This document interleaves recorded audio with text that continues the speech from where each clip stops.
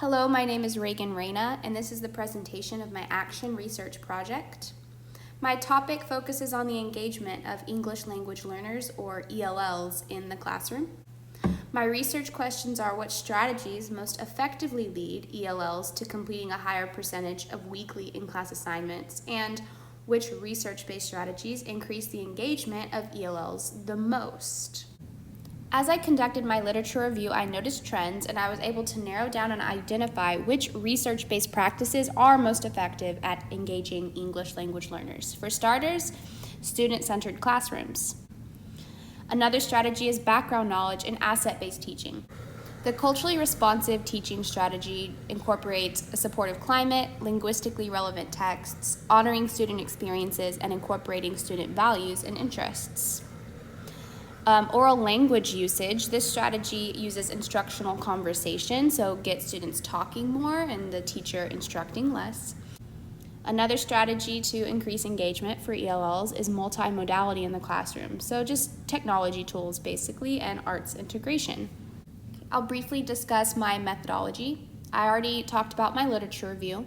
I also did field notes bi-weekly, and then I did weekly quantitative data retrieval. So the participants in my study included ELLs within my on-level ELAR classes in Spring ISD. They are 7th graders. I have a total of 68 ELL students, which are all split up among my 7th class periods.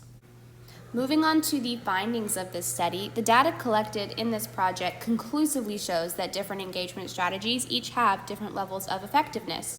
The following ranking from most effective to least effective can be asserted based on my data collected. So the most effective ELL engagement strategy is arts integration, and the least effective was technology.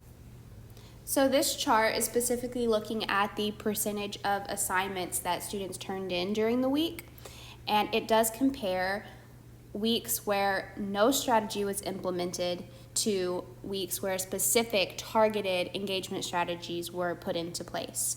So for instance, whenever I used arts integration in lessons, there was a 40.35% increase in the percentage of assignments that students were turning in. And then technology did have an increase, but only 11.1, which is why it is put on the bottom of the list. In this second chart, we see data where I measured participation by the word count on students' weekly writing assignments.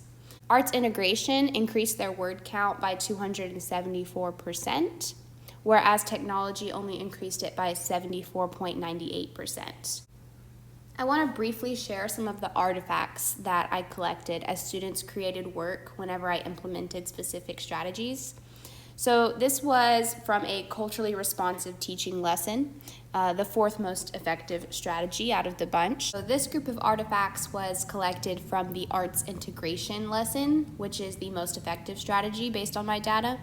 The arts were integrated by allowing students to creatively illustrate these two competing brain theories that we were reading about on, it's like a paper version of a bathing cap. The last group of artifacts I want to share are a few samples of the weekly vocabulary assignments, which I implemented the strategy autonomy and choice into. So vocabulary assignments turned in increased from 40.4% to 63.84%. Next, I want to talk about my plan of action. I plan to purposefully integrate the arts, instructional conversations, and comprehensible input into every lesson I create. These are the top performing research-based strategies based on my study and based on my data. I plan to collect data and analyze the effectiveness of their collective use in lessons compared to their independent use, which is what I looked at for this project. Recommendations for future research. Varying teacher philosophies, student groups, and daily occurrences which affect participation need to be taken into consideration. Because of this, a much larger sample size with a longer period of study would be more conclusive.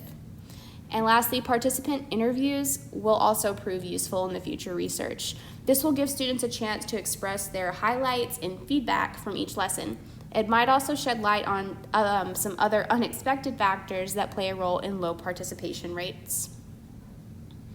My personal evaluation of the study. Educators must be devoted to lifelong learning as the field and student demographics change regularly. This project allowed me to implement, analyze, and critique current research-based strategies and practices. The last thing I want to do is conclude with why this topic is so important, why this research matters. Texas currently has one of the largest ELL populations in the country. It's second only to California.